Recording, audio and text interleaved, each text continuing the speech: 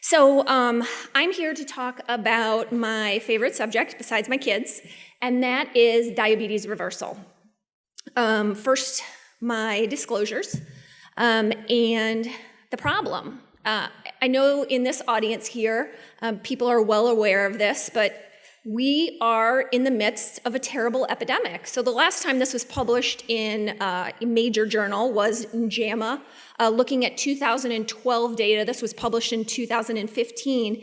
And over 50% of adults in this country have diabetes or prediabetes. I mean, it's really striking. And the consequence of this is we can't afford this anymore. Okay, of course, the primary consequence is people's quality of life, their length of life is being really impacted. But when we look at what is really going to drive change, unfortunately, we all know money talks. And take a look at what has happened just over 6 years. I mean, we cannot afford to allow this disease to continue to spiral out of control. And here is the bottom line. Type 2 diabetes is reversible. And, for everyone in this audience, this fact that type 2 diabetes is reversible is everyone's responsibility. So for those people who are healthcare providers, it is all of your responsibility to let your patients know this. For people who are not healthcare providers in the audience, it's your responsibility to let your friends, your coworker, your family members understand that they are not trapped in an irreversible condition. They have their own options on how to take care of their disease, and they can back out of where they start. All right. Okay, so there are actually 3 clinically proven ways to reverse diabetes. Bariatric surgery, the literature is quite robust. I mean, we do get reversal, and we get prolonged reversal in many cases. A very low-calorie diet has also been shown to reverse type 2 diabetes, and a low-carbohydrate diet. Now, I bet no one will be really surprised, especially at a conference that has low carbohydrate in its name, that I'm going to focus on the third one. But it's really important to understand that there's not just one option. And that is because patients have a choice. All right, so what does not have evidence of diabetes reversal? Sorry, this looks like it smudged together. And that is the standard of care. So a study at Kaiser Permanente, a really large study, looked at what happens, what is the amount of diabetes remission that occurs following the standard of care. And it doesn't, okay? So what doesn't work? We have 3 methods that work, one doesn't, yet we're constantly talking and practicing the one that has failed us. It doesn't make any sense. So, focusing now on low carbohydrate. So, just really quickly here, why does carbohydrate restriction work? Because we know it does, but what's the physiology behind it? And again, it's that different macronutrients produce different glucose and insulin responses. And when we remember, what is the problem with type 2 diabetes? The problem with type 2 diabetes is elevated blood sugars, right? But even before the blood sugars became elevated, the pre-problem, if you will, is elevated insulin levels. And it's just so important and really so simplistic to understand that our 3 food macronutrients create very different elevations in both glucose and insulin. Carbohydrates cause them both to go up. And it is really important for everyone to understand, not just the people in this room, that fat does not cause a glucose and insulin response. And so if we want to instruct our patients to eat something that actually will control the root cause of their disease and not just band-aid it as we do with more and more and more medications, we have to instruct them to eat what scientifically makes sense. And everyone is an individual, and personalization is key to sustainability. But although everyone has individual quirks in their own physiology, what we see here as far as their responses to macronutrient are just generalized to humans. To really mammals, carbohydrates will cause the glucose and insulin to go up, and fat is flat. So fat must be a part of science-based recommendations for anyone who has type 2 diabetes.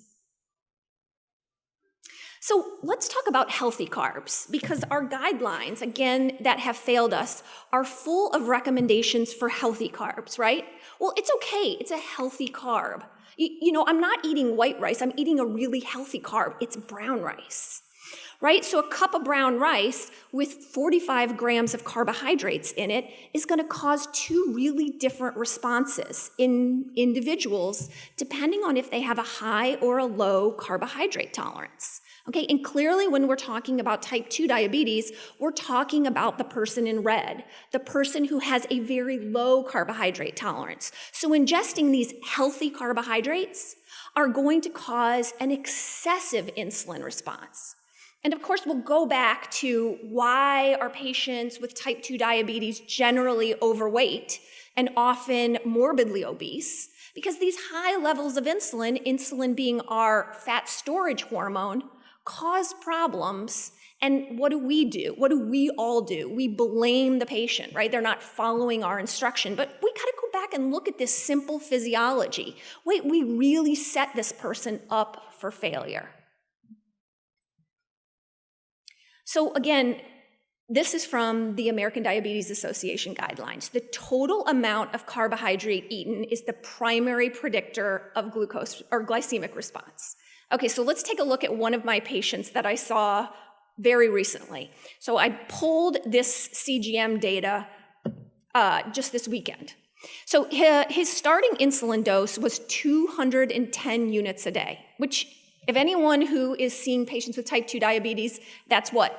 Pretty typical. That's pretty typical. That is not like a patient who comes in once in a blue moon. That's, you know, the patient at 9 o'clock on Wednesday. And his starting A1C was 11.3. So this is 3 years into a low carbohydrate ketogenic diet. And this is his CGM reading. Insulin dose today, 0 units. He's still on 2,000 units of metformin. And his last A1C was 6.1. And I'm going to predict from this glucose curve, again, that I just pulled. Oh, actually, no, this is an old one. I'm sorry. This is from April. His last A1C was 6.1, which was about 4 months ago, so pretty soon after this glucose curve. But you can see what happens, right, when you remove the carbohydrates. So this guy had consistent ketones and a flat curve now. And I want to stay on this for just a minute because I really feel that the ability for us to give CGMs, the continuous glucose monitors, to our patients with type 2 diabetes is going to be a game changer. Because when they can actually look at this and see this happening and go, oh my goodness, I can't eat this, you know, they're going to wind up policing ourselves. And what we're going to get there is another facet of support for these people, which is really exciting because when I throw a CGM monitor on someone, I am just super excited to watch what's going to happen. Because I'll tell you, even in the patients who we've been working with for a long period of time, once they have access to that data in their hand, like the real time, and they can see the curves, not just these simple points, I mean, it makes all the difference in the world. Okay, so many of you may have heard this study that came out recently, right? And for people in this room, I bet a lot of you had the same response to it as me. Duh. Okay, so this was picked up by the media, though, and flashed everywhere. Oh my goodness, even people who are well, who don't have insulin resistance, are having these daytime surges when we put CGMs on them, right? So this is going to, again, really help push carbohydrate restriction further, because what we're going to be seeing, which we have not been talking about in the past, is this is a problem with everyone. So since I have a CGM and I wear it all the time, I decided to do a little experiment. This is me deciding to sit down and have watermelon with my kids in the morning. This is a healthy carb, right? Now, I have no diabetes. I have no insulin resistance. My triglyceride HDL ratio is well below 1. And my goal, the blue bar there, is set to 70 to 100, okay? This spike, it was 170. 170. And I get asked a lot, like, well, how much were you actually eating? I'm like, not much. Like, I sat down and had a bowl of watermelon with my kids. This is me. This is a problem. So this was just last week. I was so bothered by this that my new plan is I'm going to come home and I'm slapping a CGM on each of my kids for 10 days. And so my kids are just going to roll their eyes and go, oh my God, and my crazy mother again. But I'm like, I want to know what's happening, right? I mean, we have low carb kids, but I don't restrict fruit. And now I'm like, man, do we need to restrict some fruit? I don't know, but this is really bothersome to me. Okay, so how about this? When we talk in the general public, away from this type of audience, one of the questions we always have is there's not enough evidence, right? That, we have to go with the guidelines because the guidelines are where all the evidence is. They're evidence-based. So if you want to come up with this new idea, you just have to have much evidence to support us changing our ways. And quite frankly, right now, it's not there. Anybody heard that before? Anybody had that argument? There's not enough evidence. Okay, so let's take a look at this. So looking at low carbohydrate intervention as a treatment for type 2 diabetes, there are 20 randomized controlled trials, 5 meta-analysis, and 10 other published trials, all supporting carbohydrate restriction for diabetes treatment. Now, we all know that as a general rule, low carbohydrate intervention is not recommended by the American Diabetes Association guidelines. I mean, the last iteration, they said, well, maybe for 3 months or so, right? Like maybe we could do it short term, but you can't do it for long term. So what do they recommend? The eating patterns that they recommend are the DASH diet, Mediterranean diet, and plant-based, right? So let's see how low carbohydrate compares to all the evidence of the recommended evidence-based eating patterns. There it is. So here, the light blue is randomized controlled trials plus meta-analysis. And then when we add in other clinical trials, here's how low carb stacks up. And I would love, take a picture of this, okay? And show it to anybody who tells you that there's no evidence, okay? I mean, and the thing is, I'm gonna be working on more and more graphs of this because, the other thing was, well, the studies weren't long enough. Actually, overall, taken together, the studies on low carbohydrate had more people and were longer, okay? And there's just more of them in general. So it's just not true. Okay, so now I want to go back to talking about evidence and spend some time talking about our ongoing study at Indiana University Health. So this was initially 2-year, and we have increased the time of this study to 5 years, non-randomized prospective controlled study. And I'm going to come back in a little while to talk a bit more about study design. But we recruited 465 patients, and in our active intervention arm, there are 378 of them, of which 262 had type 2 diabetes, and the remaining 116 have prediabetes. The usual care arm were patients recruited from the same community, all at IU Health, but they were being given nutrition instruction by the diabetes educators. You can see here that the mean BMI of our patients was quite high, so these were not cherry-picked patients. And the other really important thing about this trial at baseline is we were recruiting all comers, meaning we weren't putting restrictions on insulin or length of time with diabetes. In fact, if you see here, the mean years that people had type 2 diabetes was really long. These were really sick people. If you compare that mean years with type 2 diabetes to other studies, including other reversal studies, you see that our length of years with diabetes is significantly longer. Once again, not cherry-picked people. So our primary outcome was body weight, metabolic syndrome criteria, and type 2 diabetes status. Secondary outcomes, we looked at a number of things, and we also still have bank samples that we're going to be doing a lot of fun stuff with. So what happened at a year? So A1C reduced, and it reduced significantly. So we went from a starting average A1C of 7.5 to 6.2 at a year. And a couple really important points on this graph, which is just how fast this improvement occurs. And the reason that that is so important is because it motivates patients, right? We have to remember at every single graph that any of us put up, there's all these patients that make up those graphs, and they are all important. And for each of those people as an individual, they want to see results that actually work, or that are actually meaningful quickly. They want to be given instruction that works, and they want to be able to see the improvement very quickly, including, one of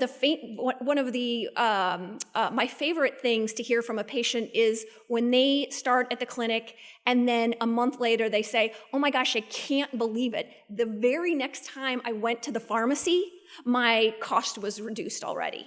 So this quick drop is important for each of those individual data points. But again, we don't see the drop and then a rebound, right? We see a continual decline out to a full year. And if we look at the gray bar above, this is the usual care. So remember what type 2 diabetes has been called by many organizations, including the American Diabetes Association.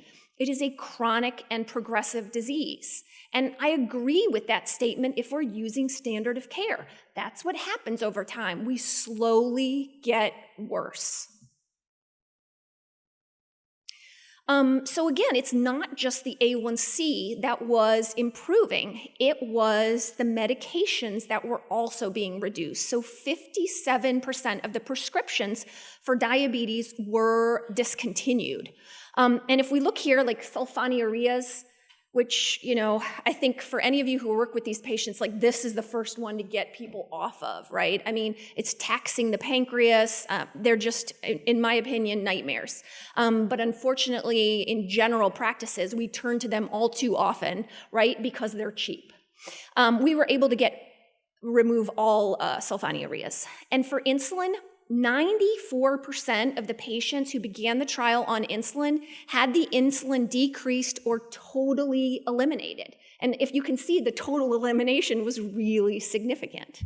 But, this goes across to other classes of medications too. And the one you see not that much of a change in at the end there is metformin. And because metformin has indications outside of type 2 diabetes, and no matter how wonderful we make their glycemic control, these are people who had type 2 diabetes, and they are at risk. And so I really feel like metformin is one that I have a risk-benefit discussion with the patients about, and I let them choose. I say, we have reasons to believe that this may be helpful in the long run. And some patients are like, great, I can stay on it, it's not bothering me, it's super cheap. And other patients are absolutely, I want off of it. So I let the patients choose. And then you see that we did add some GLP-1 agonists. And the reason clinically that I do this is it's a great bridge to get people off of insulin, because we know those high levels of insulin are going to impede their weight loss. And we just want, and it also causes risk, right, of hypoglycemic events. We really want to get people off the insulin as quickly as possible. And that's kind of my favorite way to do it, is we switch them just to another injectable, and then we can get them off of those over time too. But really, we've reduced their hypoglycemic risk quickly. All right, so not only do patients get off of them, but of course, this doesn't surprise anybody with that much reduction in medications, we're saving money as well. So medication reduction at a year was 46%. And again, remember, this is just medication reduction. This doesn't yet take into account all the other costs associated that make up the over $300 billion a year now, such as reduced productivity, days off of work, hospital costs, all those things. And do patients stay engaged, right? Because in addition to the argument that there's no evidence for it, the second biggest argument I get is people can't do it. And so 83% at a year. Like when we look at prescriptions that we write for our patients, there's no way at a year 83% of them are still taking those prescriptions. Okay, so this people adhered to better than a pill. Don't tell me that's not sustainable.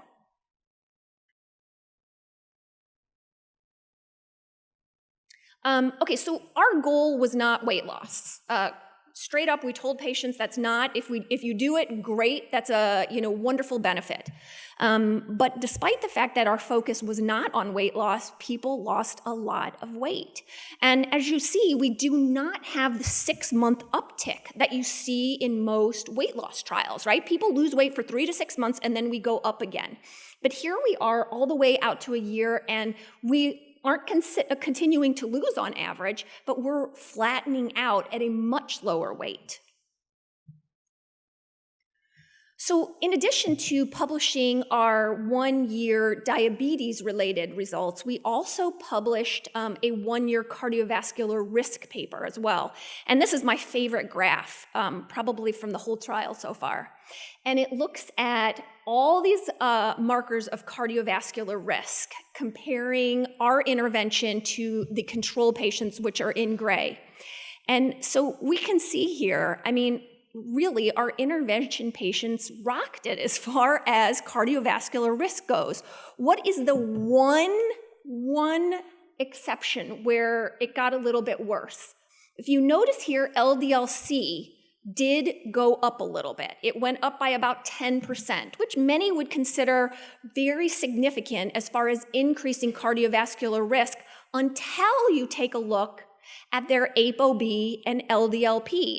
And Ron already talked very nicely about this, in that in these patients, they can have a normal LDL-C or a slightly elevated LDL-C, yet their LDLP and ApoB can be sky high. But that's not what we were seeing here. We were seeing the increase only in the LDL-C. Their ApoB and their LDLP actually went down slightly. Wasn't statistically significant. But the point is we weren't increasing this risk. So really, we had all these improvements. Yes, you can reverse your type 2 diabetes and improve all these other risk factors and not be making other things worse. So that's really exciting. And so how about their 10-year risk score? We took a look at that too. And again, what happened with our intervention patients compared to usual care? It's more of the same thing. And so liver function, another big problem and another big cost associated with type 2 diabetes is all the problems people get because of fatty liver disease. And so here we see a significant improvement in liver function as well. So kind of to take a look, big picture overall, really 60% of the patients in the intervention arm at a year reversed their type 2 diabetes, which means they had a glycemic control under the diabetes threshold and were off all diabetes-related medications with the possible exception of metformin for the reasons I discussed before. And, again, medication reduced while the improvement in A1C, weight loss, and improvement in cardiovascular risk factors. What's not to love from this, right? So here's a question. And I know I'm running short on time, but I want to make sure that I cover that. Did they actually eat what we told them to? right? Because in any nutrition intervention, we're giving them instruction, that's all well and good, but the question is, did they do it? And how have we tracked this in all prior nutrition interventions, right? We rely on food records. And what do we all know about food records? They stink. They stink. They're not good. They're fraught with error. And it really makes, I believe this is actually one of the reasons that nutrition science is so contentious. Because no matter what someone publishes, someone could come up and say, oh, they didn't really do it. Your food record, method stunk. We can't say things definitively until now. So did they actually eat a ketogenic diet? They did. Because we had a biomarker to follow. We followed beta-hydroxybutyrate. So our study is really unusual. We didn't use food journals. Our patients didn't have to write down everything that they were eating. We used this as a marker, and yes, they were doing it. So I think not only is this in and of itself important for this particular study, it also brings us to a question of study design, because we did not do a randomized control trial. And, that's often a criticism. Oh my goodness, everything needs to be a randomized controlled trial. That's the gold standard. And it's the gold standard and makes really good sense for drug studies. But the problem with nutrition studies is that the people have to be invested in it, especially if you're planning on doing a long-term study. So if you all of a sudden take a group of people who, let's just say, have been following a low-carb, high-fat diet, and you tell them all, well, we're going to put you in a study, and half of you are going to have to be vegan for 5 years, or anything, that really significant change to their diet. And they're not invested in it. They don't believe in that. It's not going to work because you're not going to get the compliance. So you want people who are invested in it. And this goes back to my argument of patient choice, right? Patients need to choose the intervention that they want to follow. And I think that that's really important. So the idea of randomizing that is a little tricky. So how do you support sustainable behavior change? And support from many angles is critical. So the patients in our study actually had a ton of different ways of getting support. They tracked their biomarkers and were able to follow them. They all had a health coach, and they all had a physician following them. In the trial, it was me. And they were able to coach based on those biomarkers to help people and really make it personalized for them. They had a patient community, and they also had a ton of resources that they had access to. So the other thing you need to really have sustainable changes, and you have to give people advice that works. And,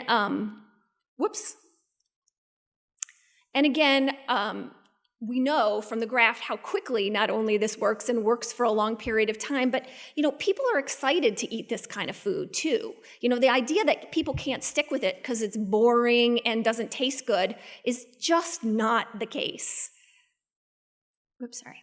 So I just want to end with this, reminding everyone that there are 3 clinically proven ways to reverse type 2 diabetes. We need to be talking about this. We need to let patients know that they once again have control, because telling a patient who is diagnosed with type 2 diabetes that they are stuck, that it is progressive and reversible and there's nothing to do about it, takes the control away from that patient. And when you can tell them there's something you can do about it, you can reverse out of this, and here are the ways. And the most important thing is then to give patients the choice. And I clearly believe that most patients, when given the choice, are going to choose a carbohydrate-restricted plan. But if they choose one of the other ones, that's fine. It's not going to be ever a one-size-fits-all for each patient. We have to respect that always. But the problem is that patients are not given the choice right now, right? They're not given the choice because this is not being discussed. So I'll go back to what I said at the very beginning. It's everybody's responsibility in this room to make sure that all people with type 2 diabetes know that it does not have to be a chronic and progressive disease. Give them the power back. Give them the choice. Thank you.